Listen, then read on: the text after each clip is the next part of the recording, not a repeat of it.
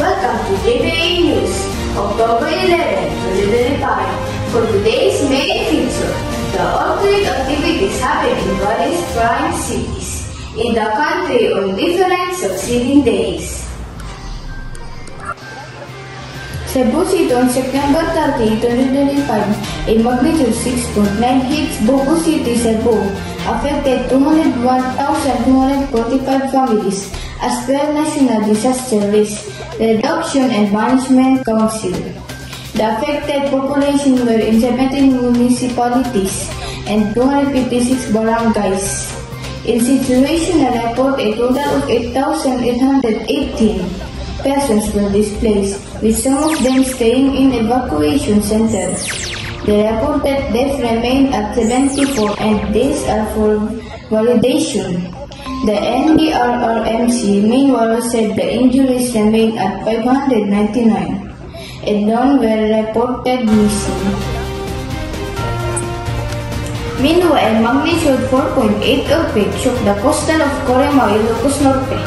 At 9:45 a.m. on Sunday, October 5, 2025, the Philippine Institute of Volcanology and Seismology reported that the epicenter of the tremor was located in Corimao, Ilocos Norte, at coordinates 18.24 degrees north, 119.93 degrees east, 69 kilometers north, 70 degrees west of Corimao, Ilocos Norte.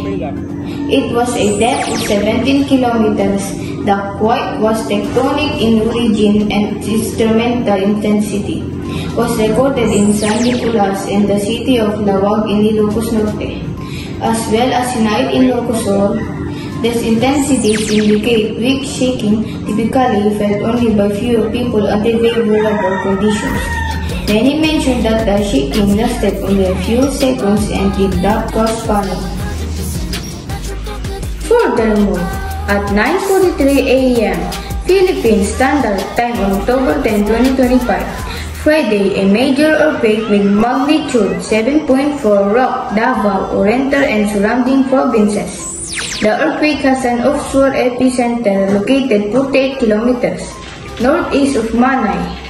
As for 4 p.m. on October 10, 2025, the DOST Fieldbox Philippine Seismic Network has recorded a total of 299 aftershocks, ranging from magnitude 1.2 to magnitude 5.8. Buildings, several schools, and hospitals were damaged.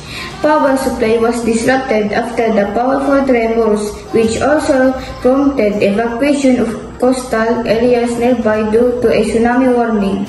The alert was later lifted.